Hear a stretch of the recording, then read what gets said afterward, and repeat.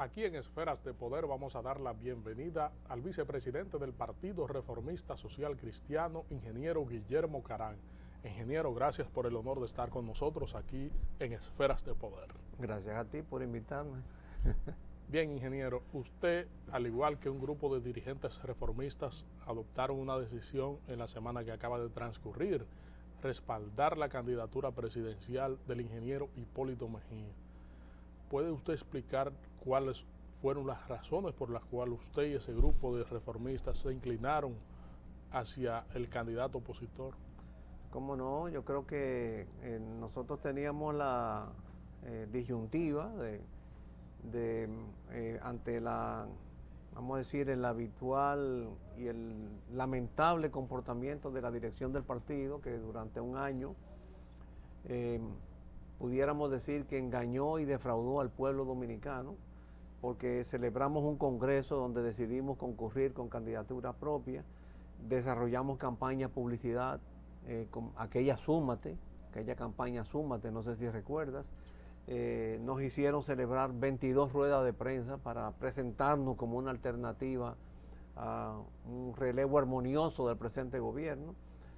Todavía en diciembre el presidente del partido hablaba de que no habían condiciones para la primera vuelta, para una alianza en primera vuelta, y que el Partido Reformista era un gigante dormido, cosa que compartimos.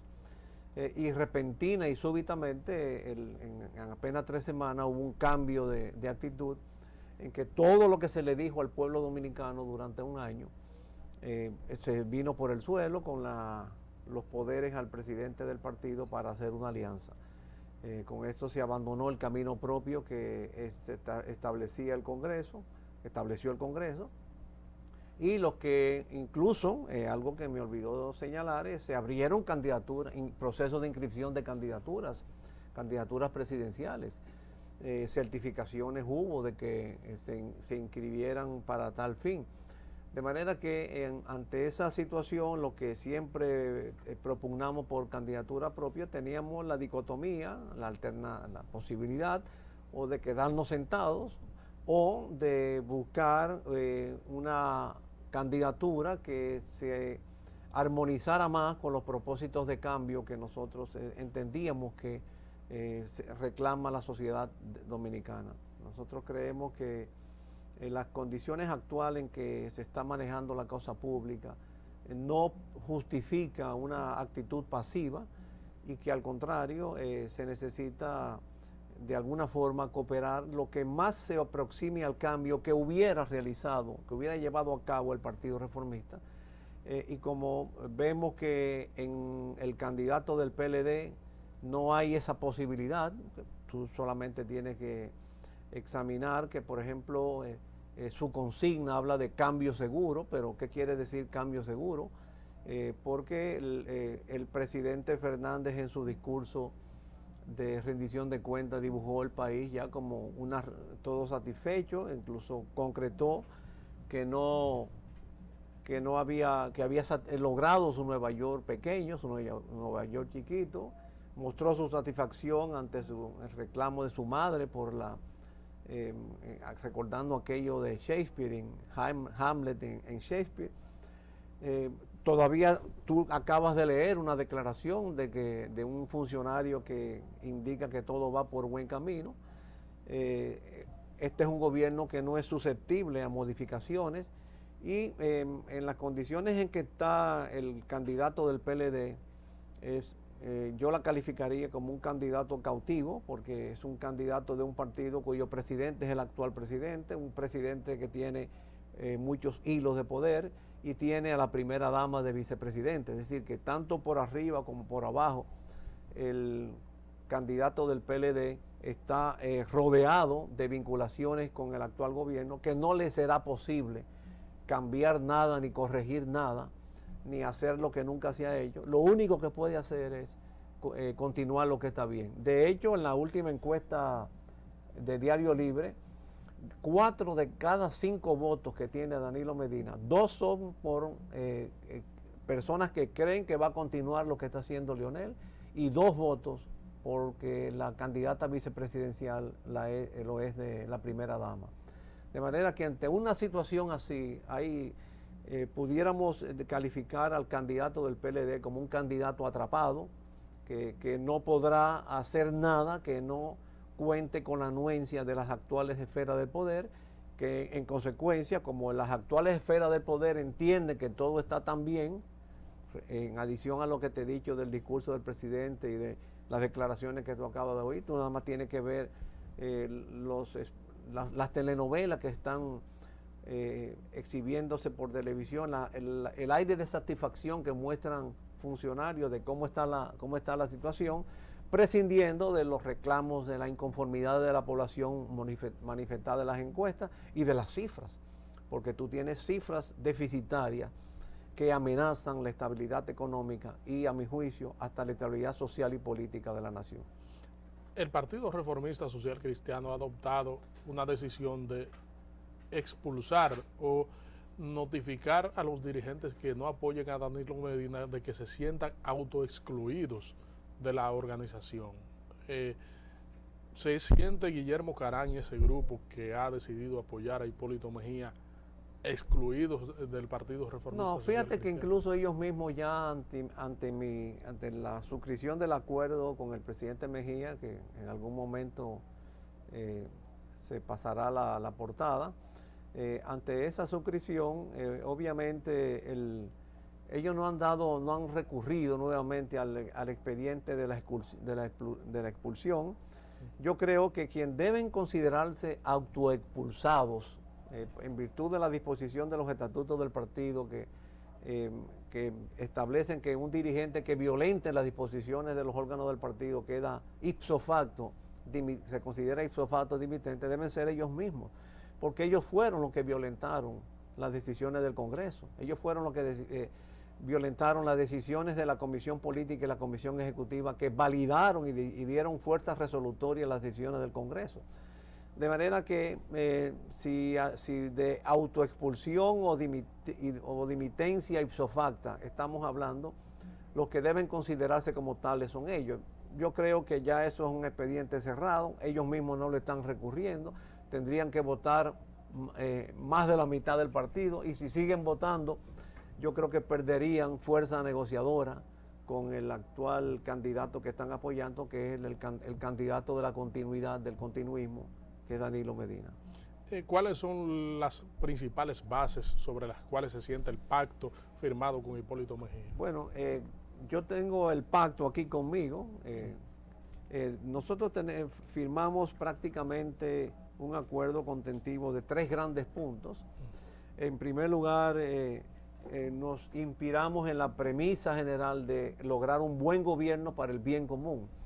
El bien común es algo muy consustancial con la doctrina social cristiana, es el bienestar, que el bienestar individual no violente el bienestar colectivo, que el bienestar de grupos no violente el bienestar colectivo. Desde Aristóteles se habló, que luego fue retomado por Santo Tomás de Aquino y tomado por las encíclicas papales que inspiraron la doctrina social de la Iglesia, de donde a su vez se alimentó la doctrina social cristiana. Se planteó el hecho de que aunque la propiedad de los bienes sean individuales, sus beneficios tienen que ser para toda la colectividad. Y yo quisiera, antes de seguir desarrollando o explicando el acuerdo, yo quiero destacar en este momento que quizás algunos de los televidentes entiendan que estoy tocando un tema de alto contenido ideológico, y es verdad. Yo creo que una de las causas que ha hecho restar eficiencia a los gobiernos y a los estados ha sido el abandono de las ideologías.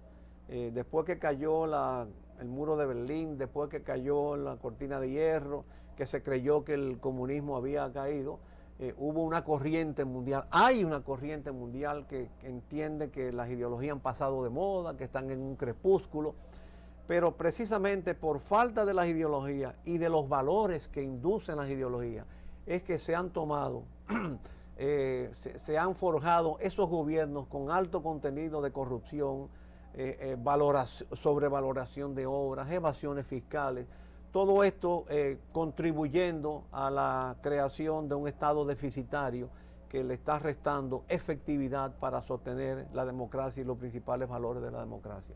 Por eso yo creo que en cierta forma el país está en una encrucijada similar a la del año 63, 64, después del derrocamiento del profesor Bosch, en el cual el Partido Social Cristiano de entonces, con sus contactos con el Partido Reformista, que todavía no estaba conformado, con el Partido Revolucionario Dominicano, suscribió el Pacto de Río Piedra, que dio origen al levantamiento del año 65 y a la reconstrucción democrática que se reinició posteriormente.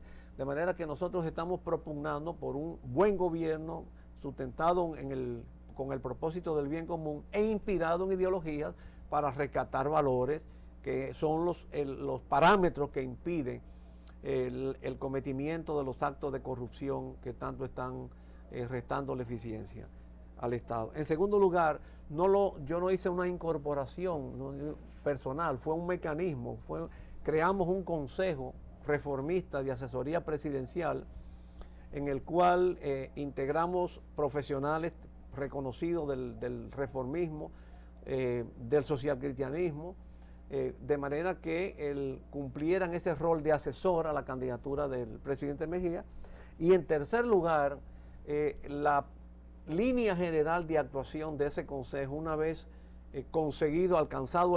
ganadas las elecciones, es la preparación de una agenda de concertación, porque nosotros creemos que la situación deficitaria que se va a encontrar en agosto del 2012, los déficits fiscales, la excesiva dependencia del endeudamiento, los déficits en la cuenta corriente de la balanza de pago, los déficits sociales, la llamada deuda social, es tan grave que habrá que tomar correctivos que necesitan el concurso, el aunamiento de voluntades de todas las fuerzas políticos partidarias de la nación, para evitar, por ejemplo, lo que está sucediendo en España. Yo creo que el gobierno de España está haciendo lo correcto en términos de medidas económicas, pero entiendo que políticamente los dos partidos, tanto el Partido Popular como el Partido Socialista Obrero Español, han tomado decisiones no concertadas. El Partido Socialista se declaró muy rápido en la oposición y el Partido Popular luce muy aferrado y dogmáticamente a sus terquedades, ¿no? Entonces se está creando un clima que no está favoreciendo la recuperación económica. Por ejemplo, la Bolsa de Valores de España, que comenzó a recuperarse con esta huelga, un poco se interrumpió porque no se sabía si el gobierno iba a sostenerla o si iba a flexibilizar la reforma laboral hasta el punto de neutralizar sus propósitos disciplinarios. Entonces todo eso hace que los inversionistas se retengan, y es lo que yo creo que aquí hay que evitar. Nosotros tenemos enormes déficits fiscales en nuestra cuenta corriente, déficits sociales. Para ello se necesita una agenda de concertación. Y damos tres grandes puntos. Esto es como especie de un 3x3, ¿no? Tres grandes puntos de esa agenda de concertación. La consolidación del Estado de Derecho, el perfeccionamiento de los sistemas de los poderes del Estado, que ha sido muy reformado en los últimos años, la reorientación de las políticas públicas y el rescate del sistema político partidario, que a nuestro juicio amerita y justifica una readaptación a las circunstancias presentes que estamos viviendo los dominicanos. Vamos a solicitar su anuencia, ingeniero Guillermo Carán, para hacer una pausa aquí en Esferas de Poder, y en breve regresamos con el vicepresidente del Partido Reformista Social Cristiano. Aquí en Esferas de Poder seguimos conversando con el ingeniero Guillermo Carán, vicepresidente del Partido Reformista Social Cristiano. Ingeniero, ¿cuáles son los alcances que tiene ese acuerdo político con Hipólito Mejía? Bueno, en adición a lo ya dicho, porque te dije que este era un 3x3, ¿no? Más o menos. Sí. Tres grandes puntos, que es el propósito de un buen gobierno para el bien común, la creación de un consejo reformista de asesoría presidencial y el compromiso de elaborar una agenda de concertación entre todas las fuerzas partidarias de la nación para gobernar. A su vez está subdividido en tres, que es el fortalecimiento del Estado de Derecho. Como tú habrás observado, aquí se han introducido grandes transformaciones constitucionales y en los poderes del Estado, el poder judicial se ha reformado, el poder electoral se ha subdividido. Yo creo que aquí se necesita consagrar la continuidad jurídica del Estado, de sus instituciones, perfeccionándolas y tratando de que se ciñan a los fundamentos y al respeto de los derechos fundamentales de las personas, que no sean acomodadas al ostentante del gobierno de turno en un momento dado, como en cierta forma a nuestro juicio ha sucedido con el Tribunal Superior Electoral, cuyas decisiones no han sido lo suficientemente imparcial, sino que han estado muy acomodadas a los intereses políticos del partido de gobierno. Eso en primer lugar. El segundo lugar dentro de esta agenda está la reorientación de las políticas económicas, de las políticas públicas. Nosotros estamos teniendo una economía especulativa, como denuncia el presidente Fernández en el exterior, rentista. Una economía rentista se puede resumir cuando los recursos son destinados o dirigidos a obtener rentas elevadas, los recursos que poseen los dominicanos y lo que atraemos del exterior, por los grandes déficits que tiene el Estado. Tiene que atraer dinero, pero la mejor forma para atraer dinero es pagando altas tasas de interés. Pero ¿qué pasa? Que al pagar esas altas tasas de interés, distrae que los que tienen dinero lo inviertan, por ejemplo, en la agricultura, en la industria, en la ganadería, en la pesca, en los sectores llamados primarios que generan bienes materiales con que satisfacer necesidades, alimentos, vestidos, casa, lentes, corbatas, pero también generan puestos de trabajo. Entonces, ¿qué está sucediendo ahora? Porque el Estado es tan deficitario, tiene que depender del endeudamiento. El endeudamiento a través de altas tasas de interés tan altas que no hacen rentable la inversión en esos sectores primarios y en consecuencia tenemos que depender del exterior para satisfacer nuestras necesidades y estamos creando una sociedad de desempleados. ¿Y qué hacen los desempleados? O terminan dependiendo del Estado mediante subsidios insostenibles o caen en la delincuencia. Entonces, ese modelo de reorientación de políticas públicas en apoyo a los sectores primarios, que el gasto público sea acomodado a las recaudaciones, que ciertamente que se haga un gasto público, pero equitativamente distribuido por regiones, sectores. Ahora mismo tenemos un gasto público concentrado en los grandes centros urbanos, el campo está abandonado, las provincias están abandonadas, hay muchos gastos de consumo. Al gobierno actual le están faltando aproximadamente todos los años 20,000 millones de pesos para cubrir la burocracia, los subsidios y el pago del servicio de la deuda.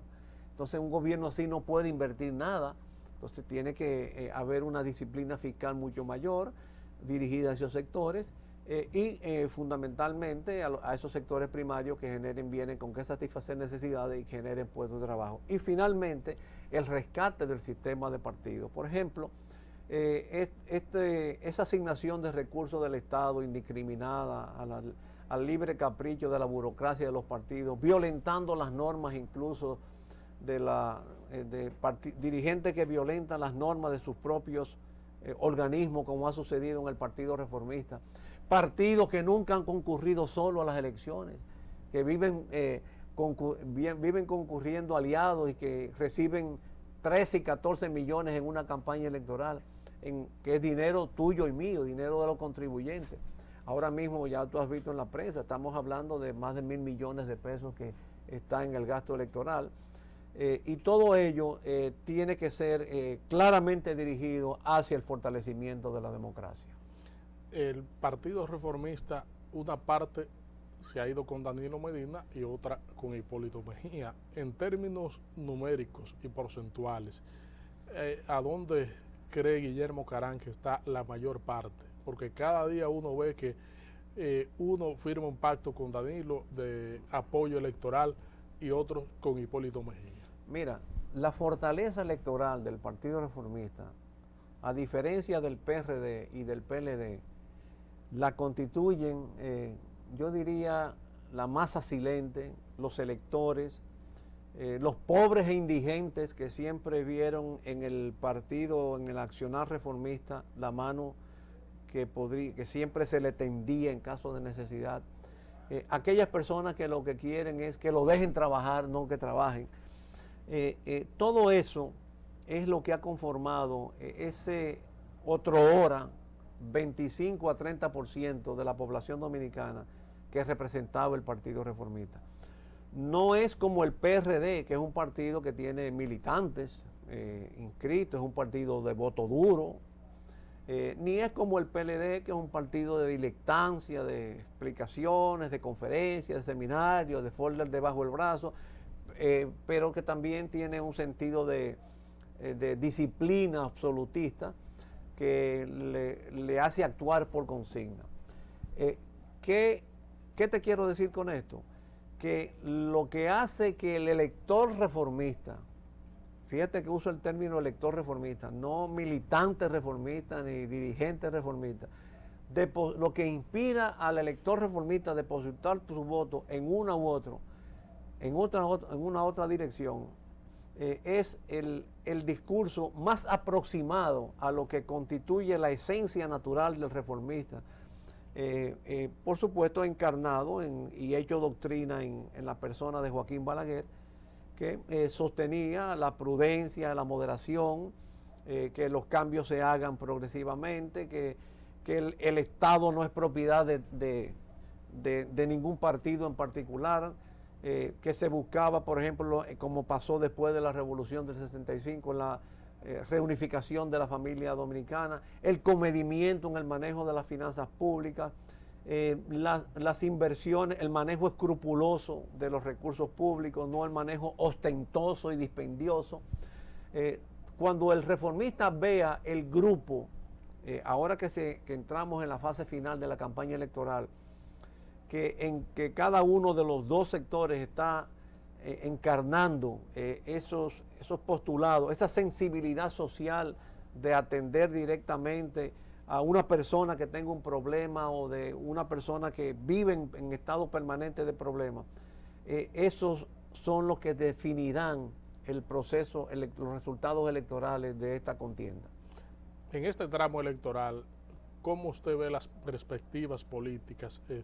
¿Piensa usted, partiendo de lo que ha explicado actualmente, que esto se puede decidir el 20 de mayo o en cambio habría que esperar el 30 de junio? No, yo creo que la población dominicana quiere resolver este problema el 20 de mayo. La única justificación para una segunda vuelta la hubiera constituido un partido reformista concurriendo solo a las elecciones como nosotros queríamos y negociar un pacto formal partido a partido en una segunda vuelta.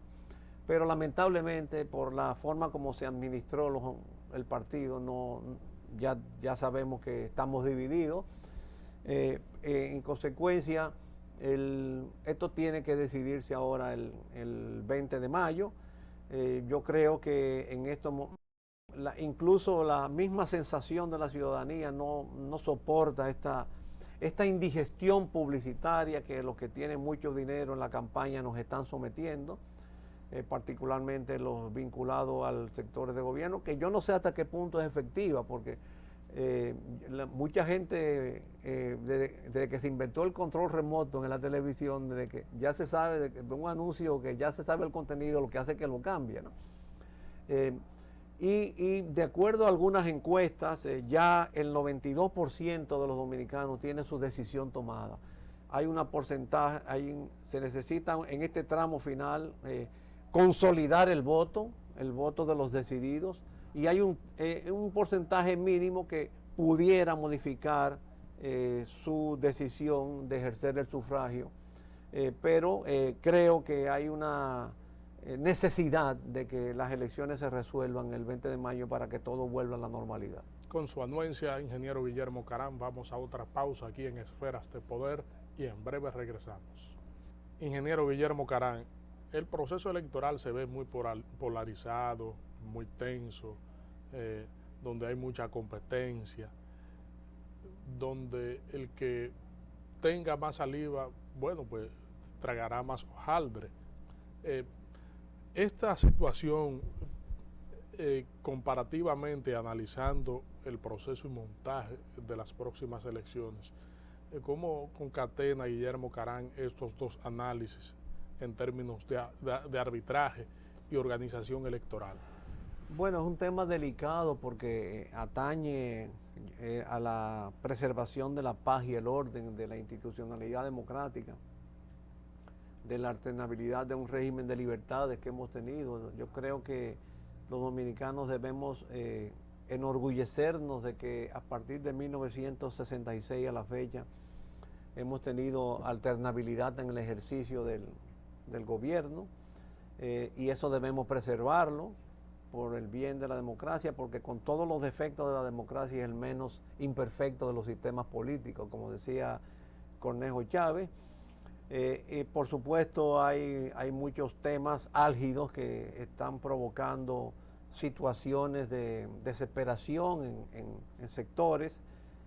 Por ejemplo, el tema del combate a la corrupción es un tema que constituye un elemento vital, porque hay sectores que pensaban que ese tema no era preocupación del pueblo dominicano, pero ya el pueblo dominicano se ha dado cuenta de que la eficiencia del gasto público depende de un manejo escrupuloso del dinero, de que un peso que yo pague, si ese peso, parte de ese peso se va a los bolsillos particulares, se disminuye la capacidad de prestar un servicio, de prestar un servicio médico, una medicina menos, un desayuno escolar menos, una infraestructura buena, una oportunidad de trabajar menos, de manera que la gente está consciente de que la corrupción debe ser combatida, y en vista de que hay serias denuncias sobre el gobierno, sobre todo vía sobrevaluación de obras, esto está provocando cierto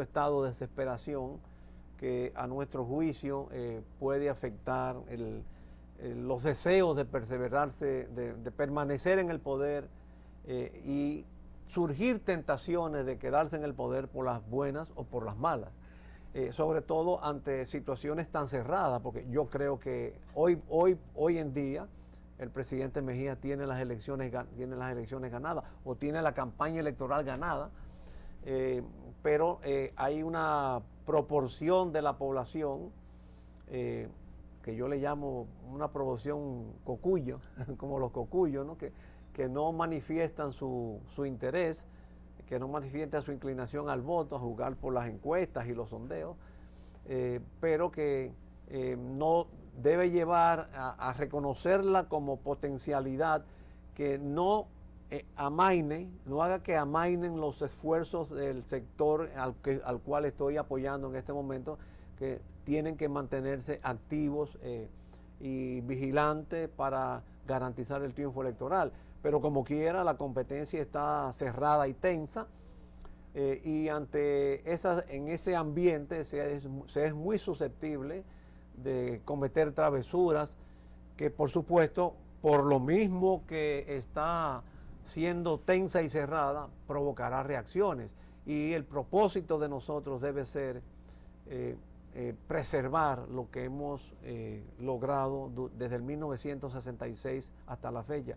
Ya tenemos más de 50 años en alternabilidad democrática, y eso es un mérito que no podemos exponer al capricho de sectores que quieren permanecer en el poder a toda costa. ¿En qué consistiría esa vigilancia que debe mantener la campaña del candidato del PRD y esas travesuras que usted alude que eventualmente pudieran ocurrir? Bueno, siempre hay tentaciones. Tú sabes que hay tentaciones en el ejercicio del sufragio mismo. Siempre ha habido compra de votos, siempre ha habido mal conteo de votos, mal cómputo de votos, mal remisión de fax. Yo creo que hay que estar vigilante en todas las fases del proceso para que los resultados cuantitativos reflejen auténticamente la voluntad popular. Porque si no se violenta la voluntad popular, entonces podría entrar en exposiciones de la paz pública, del orden y la paz pública. Yo recuerdo en el año 78, con los resultados que le fueron adversos al presidente Balaguer, que había muchas personas que estaban tratando, y trataron de que el presidente Balaguer respetaran los resultados, militares, abogados, actuaron ante la Junta Central Electoral tratando de cambiar los acontecimientos. Bueno, llegó un momento cuando el presidente Balaguer tomó nota de todas las informaciones. Recuerdo una anécdota en que un grupo de generales le estaba documentando sobre los fraudes que supuestamente se habían efectuado. El presidente Balaguer, cabizbajo, oía las opiniones de los generales y de repente se levantó y dijo: generales, yo le agradezco sus opiniones, pero convénzanse que ya el pueblo no nos quiere. Yo creo que esa actitud es la actitud más noble para un gobernante que está empeñado y comprometido nacional e internacionalmente en la preservación del sistema democrático. Por el curso de los acontecimientos, ¿siente usted que está muy cerrado el proceso, que será muy discutido? Yo creo que el proceso va a ser cerrado porque tenemos un desbalance en la disponibilidad de recursos, de espacios de medios. Se está luchando, siempre que se lucha contra el poder hay que estar vigilante. En términos de voluntad de cambio, no me cabe duda que el pueblo dominicano quiere un cambio. En términos de libertades de movilización para el día de las elecciones, hay muchos detalles que resolver y se necesita estar vigilante en toda la fase del proceso, en el proceso previo. Por ejemplo, en Argentina, yo no sé si tuviste la oportunidad de ver, los espacios televisivos se repartían homogéneamente, por igual, en todos los partidos. Aquí el gobierno tiene, por los recursos que tiene, y una abundancia de espacios televisivos, una desproporción que pueden violentar y condicionar la decisión del elector. Por supuesto, yo no creo que eso va a ser tan intenso como para modificar el anhelo de cambio que subyace en cada dominicano, porque definitivamente no podemos seguir con esta situación deficitaria que se ha manejado la cosa pública en los últimos años, con este desenfreno al endeudamiento y sobre todo con esta especie de descaro ante esa situación tan calamitosa, seguir presentando al país como si todo estuviera bien y con satisfacción ficticia. ¿Qué porcentaje aspiran los reformistas a aportarle a la candidatura de Hipólito? No, nosotros por el momento lo que queremos es que gane Hipólito Mejía. Que gane Hipólito Mejía, que haya una confusión de votos de los electores independientes, los reformistas, los PRDistas, los que quieren cambio, los que están hastiados de esta saturación, los que están indigestados ante estas campañas publicitarias, los que están ofendidos por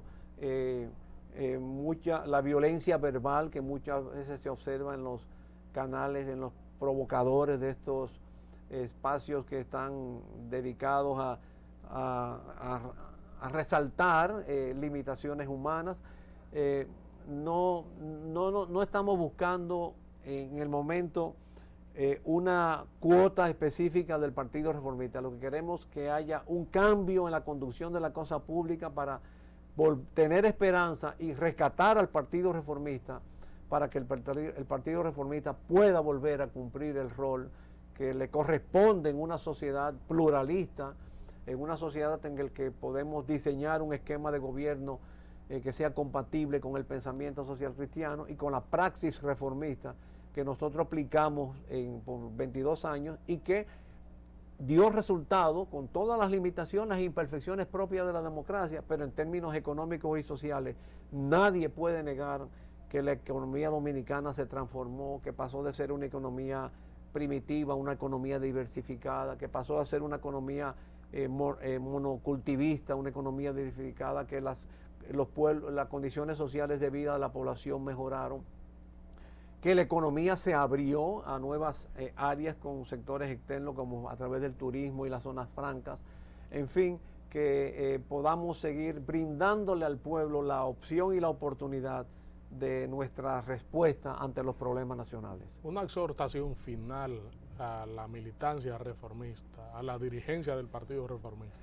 Yo en estos momentos quisiera, más que a la dirigencia y más que a la militancia, a los electores, a los ciudadanos, que comprendan que esta situación económica, social y política no debe seguir para bien de la democracia, que se necesita cambiar, que voten por quien más puede representar el cambio, que es Hipólito Mejía, porque a pesar de las bondades que pudiera y de las buenas intenciones que pudiera tener Danilo Medina, definitivamente es un cautivo de las esferas actuales del poder, por todos los lados, izquierda, derecha, arriba y abajo, que lo hubieran condenado así en futuro subjuntivo, ¿no?